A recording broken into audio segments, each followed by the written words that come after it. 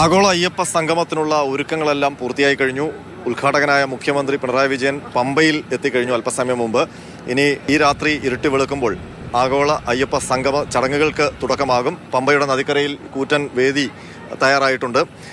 ഇന്നിപ്പോൾ ഈ രാത്രി കഴിയുമ്പോൾ നാളെ രാവിലെ ചടങ്ങുകൾ ആരംഭിക്കും. എത്ര മണി മുതലാണ് ചടങ്ങുകൾ ആരംഭിക്കുന്നത്? അനന്തരം രാവിലെ 6 മണിക്ക് തന്നെ രജിസ്ട്രേഷൻ തുടങ്ങി. 3500 പേര് രജിസ്റ്റർ ചെയ്തിട്ടുണ്ട് അയ്യപ്പ സംഗമത്തിന്. അവരുടെ രജിസ്ട്രേഷൻ രാവിലെ 6 മണിക്ക് തുടങ്ങും.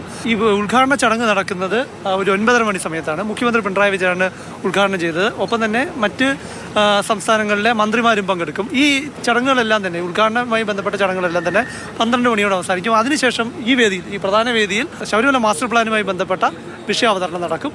മറ്റൊരു വേദി, രണ്ടാമത്തെ വേദിയിൽ തീർത്ഥാടന ടൂറിസം, മൂന്നാമത്തെ വേദിയിൽ തിരക്ക് നിയന്ത്രണവുമായി ബന്ധപ്പെട്ട വിഷയത്തിൽ അവതരണം. അതിൽ അഭിപ്രായം ഈ പങ്കെടുക്കുന്ന പ്രതിനിധികൾക്ക് രേഖപ്പെടുത്താം, വാക്കാൽ പറയാം.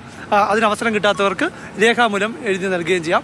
വൈകിട്ട് സമാപന സമ്മേളനത്തോടെ ഈ ചടങ്ങുകളെല്ലാം അവസാനിക്കും. അതിനുശേഷം ഈ പ്രതിനിധികൾക്ക് ശബരിമല ദർശനത്തിനും അവസരമുണ്ട്. ഇതൊരു നിക്ഷേപക സംഗമമല്ല എന്നാണ് ദേവസ്വം ബോർഡും സർക്കാരും ഈ വൈകിട്ടും ഈ രാത്രി നമ്മോട് വിശദീകരിച്ചിട്ടുണ്ട്. ഏതായാലും കണ്ണൻ, ഈ ആഗോള അയ്യപ്പ സംഗമവുമായി ബന്ധപ്പെട്ട് രാഷ്ട്രീയമായ ഏറ്റുമുട്ടലുകൾ ഉണ്ടായി കഴിഞ്ഞു. ഇപ്പോഴും ചില സംശയങ്ങൾ നിലനിൽക്കുന്നുണ്ട്. ഇത് ശബരിമലയുടെ വികസനത്തിനാണോ അതല്ലെങ്കിൽ ആചാരപരമായ കാര്യങ്ങളാണോ ഇവിടെ ചർച്ച ചെയ്യുന്നത്? ശബരിമലയുടെ ആചാരങ്ങൾ സംരക്ഷിക്കുമെന്നുള്ള കാര്യത്തിൽ തർക്കവുമില്ല എന്ന് പറയുന്നുണ്ട്. പക്ഷേ ഈ വിഷയമായി ഈ അയ്യപ്പ സംഗമം എന്ന് പറയുന്നത് ഒരു വികസന വിഷയങ്ങൾ തന്നെയാണ്.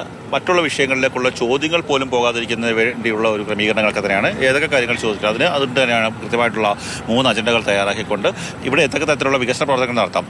2012 തുടങ്ങിയ ശബരിമല മാസ്റ്റർ പ്ലാനെ ചുവട് പിടിച്ചുള്ള ചർച്ചകൾ അല്ലെങ്കിൽ അതെങ്ങനെ ഇംപ്ലിമെൻ്റ് ചെയ്യാം, ആ രീതിയിലുള്ള കാര്യങ്ങളൊക്കെ തന്നെയാണ് നടക്കാൻ പോകുന്നത്. വികസനപരമായിട്ടുള്ള ചർച്ചകളാണ്, വിശ്വാസപരമായിട്ടുള്ള ചർച്ചകളല്ല.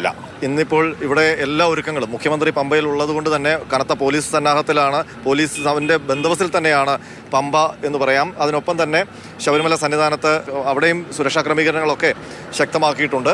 പ്രശാന്തനും കണ്ണൻ നായർക്കുമൊപ്പം ആർ അനന്തകൃഷ്ണൻ, മാതൃഭൂമി ന്യൂസ്.